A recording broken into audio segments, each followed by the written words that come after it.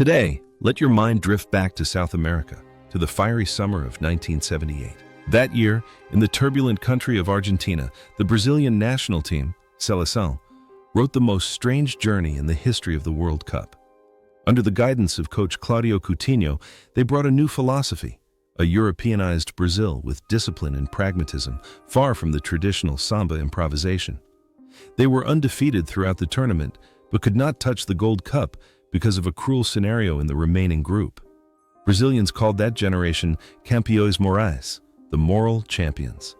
But behind that unofficial title, full of pride and bitterness, were people of flesh and blood. More than 45 years have passed. Time has carved indelible marks on their lives. Some became immortal legends, some lived a quiet life, and sadly, some stopped their journey in tragedy and tears. Let's turn back the pages of the file, looking back at the ups and downs of the main actors in the movie Seleção 1978.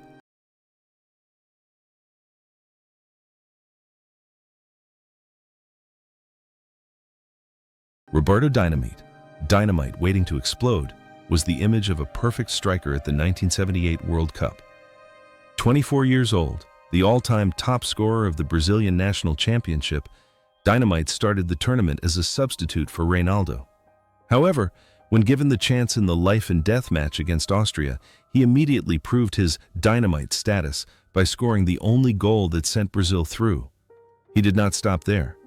He continued to score 2 more goals against Poland, affirming his ability to seize great opportunities, not needing many touches, but touches to score. There are few players as loyal as Dynamite. He devoted almost his entire life to Vasco da Gama, scoring more than 700 goals for the club. After retiring, he did not choose to be a coach, but went into politics, Rio State congressman, and became the president of Vasco Club. But the president's seat is a hot seat. He has experienced both glory and bitterness, criticism from the very fans who once worshipped him when the team declined. However, his love for the club has never changed. The explosiveness on the pitch contrasts with the steadfastness and perseverance in love with a single shirt. Dynamite is a symbol of loyalty that is rare in modern football. At the end of his life, the king of Dynamite faced a silent battle with bowel cancer. He fought bravely like a warrior, but the miracle did not happen. On January 8, 2023, just a few days after the king of football, Pelé, passed away, Roberto Dynamite also returned to his motherland at the age of 68. Brazil lost 2 kings in the same week.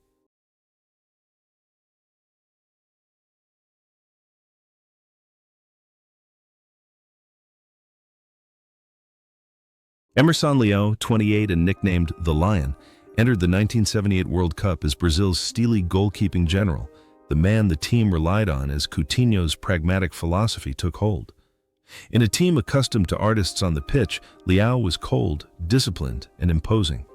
He encouraged his teammates not with gentle pats on the shoulder, but with authoritative roars. His style of ball catching that year was a mix of cat-like reflexes and recklessness. He would run straight into the feet of an opposing striker to protect his goal. Leão's captaincy was a bold statement that Brazil in 1978 was not just dancing with the ball, they were also willing to fight to the end. Leão's life thereafter was a series of endless battles. When he became a coach, he brought his military style to the dressing room, causing him to clash with countless stars, including the noisy incidents with Romário and Robinho later. He did not accept the indiscipline, late arrival and early departure typical of Brazilian players. Outside of football, Leão lives the life of an old-fashioned patriarch, strict and conservative. He is also a large farm owner, fond of the country life, but still maintains the habit of getting up early and working hard. The name Leão, Lion, has been his destiny. Lonely, proud, and always ready to bare his claws to protect his territory, whether on the field or in the coaching chair. Currently, Leão, 75 years old, has left the coaching bench but is still a fiery commentator. He is a rare person who dares to criticize Neymar or contemporary stars on television. He is a living witness to a time when football was a man's honor, not an entertainment show. Nelinho, the physicist on the pitch, was Brazil's surprise right-back at the 1978 World Cup.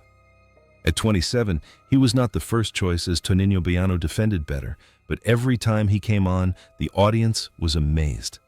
His classic goal against Dino Zoff, Italy, in the third-place match proved that. From a tight angle on the right wing, Nolino stroked the outside of his foot, sending the ball into a perfect curve into the far corner. The power of his shot led people to say he could shoot the ball out of the stadium. Unlike many of his contemporaries who fell into vices, Nolino was addicted to sports.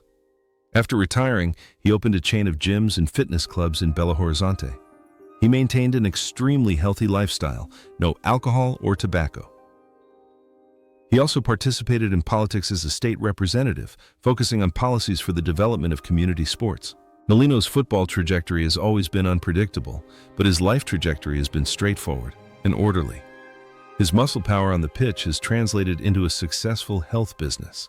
Currently, Nolino, 74 years old, still has an admirable, strong physique. He still directly instructs at his gyms and is a shining example for young people about discipline.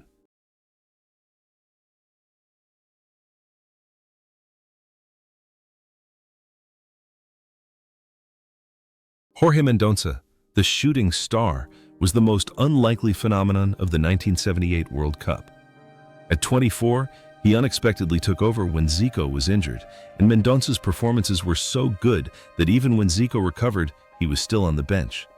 Possessing flamboyant technique, overconfidence, and a charismatic demeanor, Mendonça became the Seleção's unlikely hero, their golden hope in the second phase of the tournament. But the rapid rise to fame was his undoing. After the World Cup, Mendonça fell into temptation. Alcohol, all-night parties, and a lack of discipline took their toll. He drifted down the leagues. The tragedy culminated in a divorce, the loss of custody of his children, and a fall into poverty. At one point, the World Cup hero was seen selling off his memorabilia and even relying on the help of friends in the slums. Mendonça is a sad testament to the saying, "Talent without character is a disaster."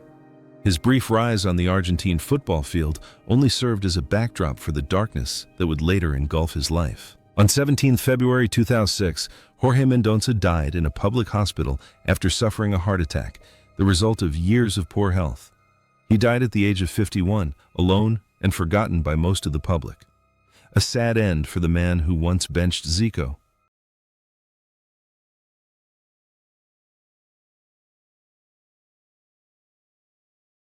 Dirceu, 25, known as the Ant or the Gypsy, was Brazil's dynamic presence at the 1978 World Cup. Despite his diminutive stature, he possessed boundless energy, a thunderous shot from distance, a rhythmic passer-by, and a fierce challenger. In Zico's absence, Dirceu shouldered all the creative duties in midfield, becoming the team's beating heart. His 3 goals, with impressive long-range strikes, demonstrated his all-round qualities as a midfielder. For his outstanding performances, Dirceu was named the tournament's 3rd best player, bronze ball, behind only Mario Kempes and Paulo Rossi. Dirceu was perhaps the first Brazilian footballer to truly be a global citizen. He played for nearly 20 clubs in Brazil, Mexico, Spain, Italy, where he was an idol at Napoli before Maradona. He never stayed in one place for long, like a wild wind. Dirceu loved the free life, loved parties and laughter. He was a friend to everyone. His optimism could light up a dark room. Dirceu's fluid, roaming style of play is his life, a never-ending quest for joy. But his travels ended in the most brutal tragedy. On September 15, 1995, while driving in Rio de Janeiro, Dirceu's car was hit head-on by an out-of-control street racer. He died at the age of 43, in the prime of his post-football life. Dirceu's death was a terrible shock, a sad note for world football in the 90s.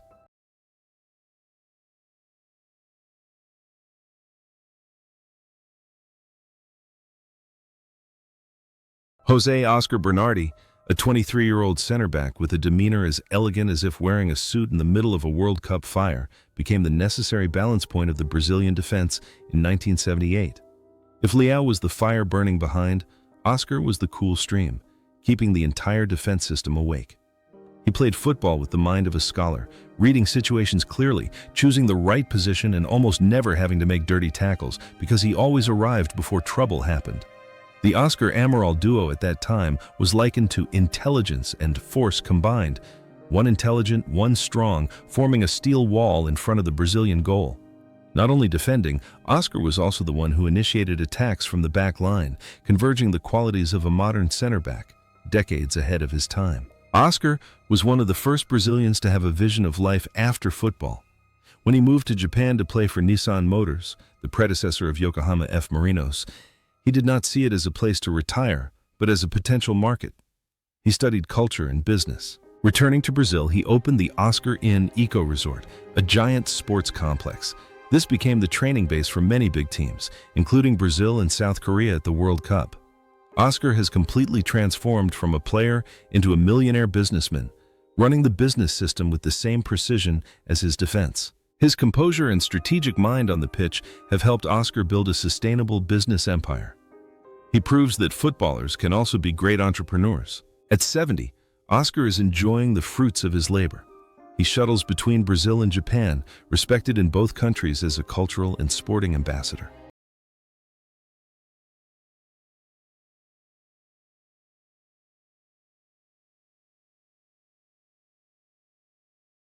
Amaral, then 23 and nicknamed O Couve, the cabbage, for his fair skin and distinctive curly hair, was the hard worker standing next to the dashing center-back Oscar. But his defining moment was not a typical tackle, but a remarkable save against Spain. With Leao beaten and Santillana's shot seemingly on the line, Amaral appeared out of nowhere, swooping in to clear the ball on the goal line, keeping Brazil alive. That move was as important as a golden goal. Amaral played with a survival instinct, with tenacity, and a tireless fighting spirit, becoming a solid pillar in the Brazilian defense. Unlike Oscar, who became a businessman, Amaral chose a much quieter life. He was a gentle, religious, and introverted person. After retiring, he returned to youth football, teaching poor children. He was not rich in money, but rich in the love of Corinthians fans. He always talked about the save in 1978 with a shy smile. God put me in that place. Amaral is the embodiment of quiet devotion. All his life, he has been the one standing behind others, allowing them to shine, and he is happy in that role. However, fate did not spare him at the end of his life. Cancer had worn away the strength of that steely center back. On May 31, 2024, Amaral breathed his last at the age of 69. Brazilian fans mourned him, remembering the gentle cabbage who once carried the fate of the nation on his feet.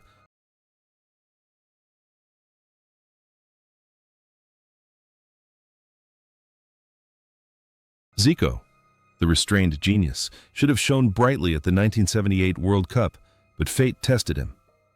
At 25, White Pelé did not fit in with Coach Coutinho's military philosophy. The climax of the tragedy came in the match against Sweden.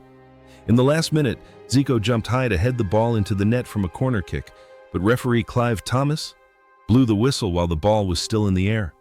The goal was disallowed. Zico was injured afterwards and lost his official position, leaving behind the image of a sad, lost Zico on the field. Zico turned the sadness of 1978 into motivation to shine in 1982. But the biggest turning point in his life was his decision to go to Japan when he was old. Here, he not only played football, but also taught the Japanese how to play professional football. He was worshipped by the Japanese as a god of football. After that, he became a veteran coach, leading Japan, Iraq, Russia, around the world with the demeanor of a peace ambassador. Zico on the field is flamboyant and kind. Off the field, he is a great personality, never involved in a scandal. He is proof that sometimes failure in a tournament, World Cup 78, is just a stepping stone to a greater lasting greatness. Zico, 71 years old, is currently a famous YouTuber, a philanthropist, and the national grandfather of Brazil. His gentle smile still warms the hearts of millions of people.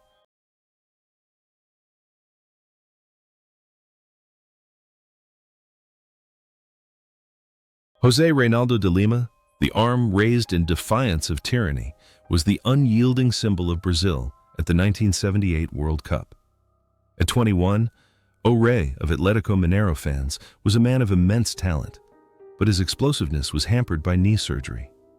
However, his goal celebration against Sweden was one that the world will remember forever. He stood still, raised his right fist to the sky, symbolizing the Black Panthers movement and openly defying the military dictatorship that ruled Brazil. He was the only player who dared to do so.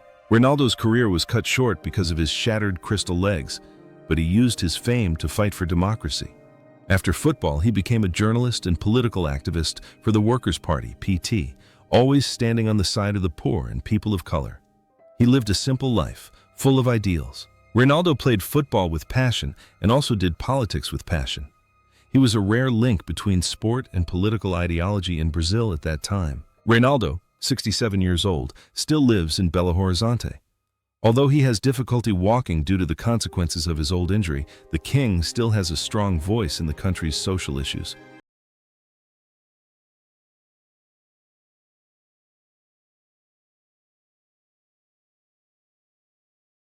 Batista, the silent sweeper, was the silent heart of Brazil's defense at the 1978 World Cup. At 23, João Batista da Silva was never allowed to stop running in Coutinho's formation. He started all 7 matches, cleaning up the midfield, being a great one-on-one player and a reliable stopper in front of the center backs. Batista was the most exemplary worker among the Seleção's artists. After a playing career, which was marred by a red card for a kick to the stomach by Maradona in 1982, Batista turned to television. He studied and honed his language skills and became a leading football commentator in southern Brazil. He was known for his calm, incisive style of analysis, a stark contrast to his previous aggressiveness on the pitch. The discipline of a defensive midfielder helped Batista train himself to succeed in a harsh media environment. At 69, Batista is still a familiar face on Brazilian television, a respected professional.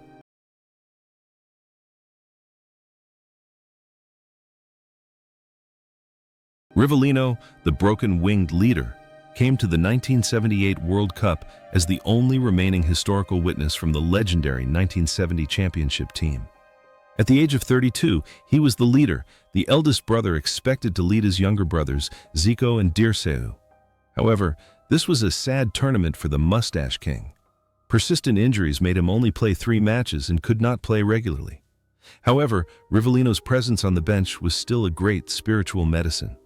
Just standing there with his famous thunderous left foot, the young Brazilian players felt they had a solid support to not collapse under pressure. Immediately after the 1978 World Cup, Rivellino made a shocking decision at that time: leave Brazil to play for Al Hilal in Saudi Arabia.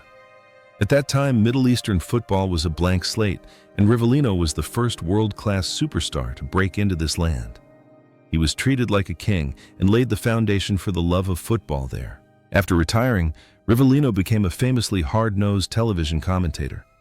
He was often critical of the flamboyant, ineffective play of young players and always demanded perfection. He also opened football schools, which produced future talents. Rivellino's atomic kick could shatter walls, and so could his personality, explosive, direct, and authoritative. He was a bridge between the glorious past and the practical present. Now, at 78, Rivellino lives a full life in São Paulo.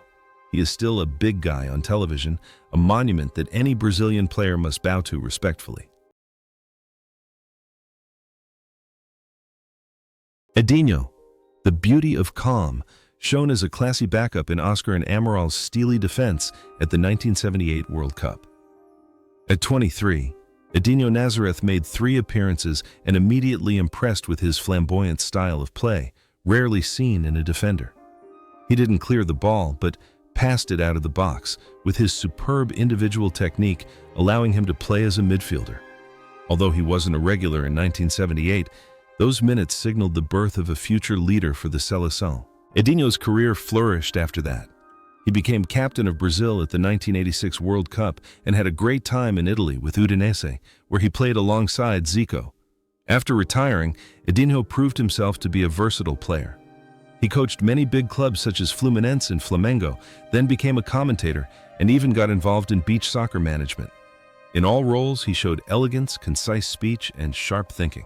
Edinho played football like a gentleman in a tuxedo, and his life exuded the same poise. He was the model of the modern Brazilian footballer. He played with his head and lived with his mind. Edinho, 69 years old, is currently a prestigious commentator. He lives a quiet life, avoiding scandals, maintaining the image of a clean and classy legend.